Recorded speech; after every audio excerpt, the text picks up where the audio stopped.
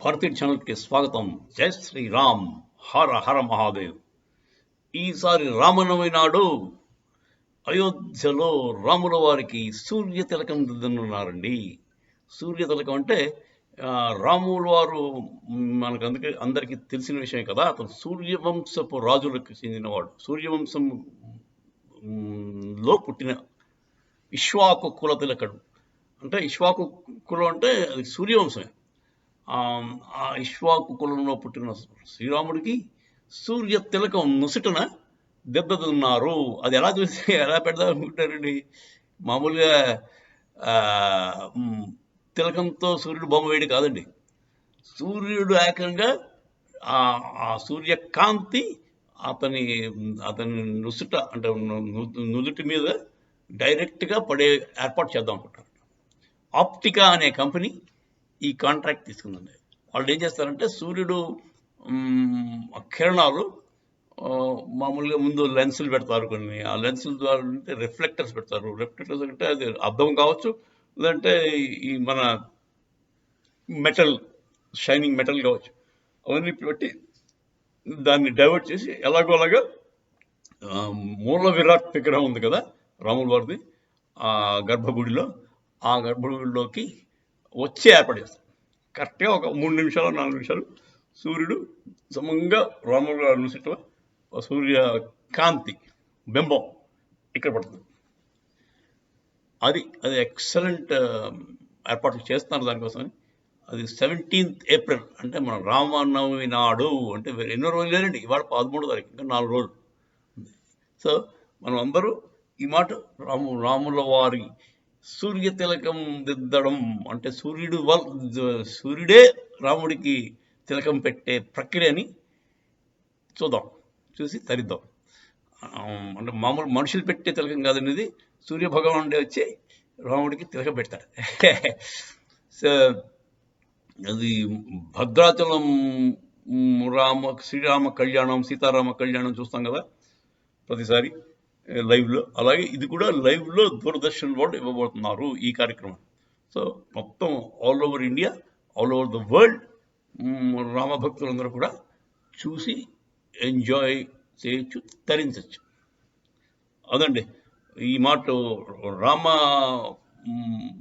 జన్మభూమి అయోధ్య రామలల్లా గారి ఈ ఫస్ట్ రామనవమి కార్యక్రమం అండి. రాముల వారి పుట్టినరోజు ఇది. బర్త్డే కార్యక్రమం. ఈ కార్యక్రమానికి ప్రత్యేక ఏర్పాటు ఏంటంటే సూర్య తిలకం దిద్దడం.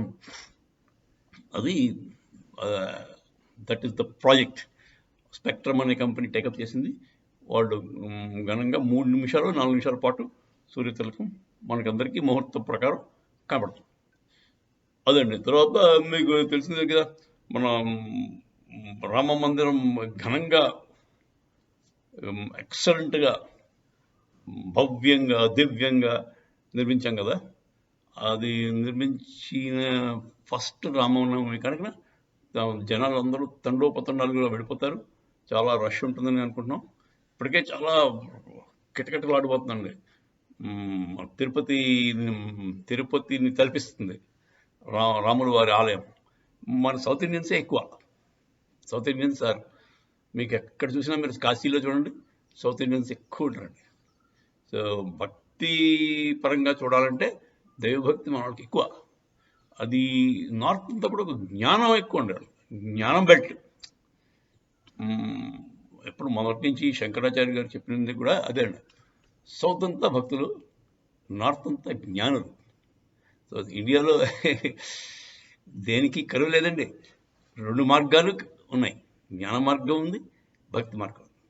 అది వాళ్ళని తక్కువ అంచనా వేయడానికి లేదు. మన సౌత్ ఇండియన్స్ కూడా తక్కువ అంచనా వేయడానికి ఎట్టి పరిస్థితుల్లో లేదు.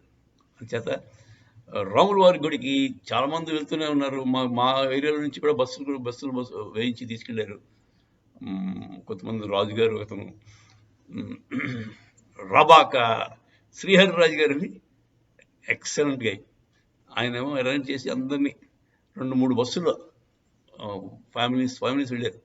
రాజులు, బ్రాహ్మణులు, కోమట్లు, గొల్లలు అందరూ దాంట్లో మరి హిందువులు బేసిక్గా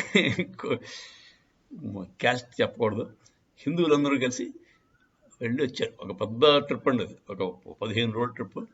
మొత్తం అయోధ్య, మధుర, మ్, తర్వాత ఏమో కాశీ, లోకల్ చార్ధామ్ మించుమించులు అలా అన్నీ కలుపుకుని వస్తారండి. చార్ధామ్ ఉంటుందో లేదు కానీ యూపీలో ఉన్న క్షేత్రాన్ని చూసుకుని వస్తారు. సో మీరు అందరూ రెడీగా ఉండండి. ఈ మాట రామ నవమి నాడు 17 తారీఖు April, be ready for a grand Surya తిలకం ప్రక్రియ ఇన్ అయోధ్య రామాలయం. జై శ్రీరామ్, హర హర మహాదేవ్.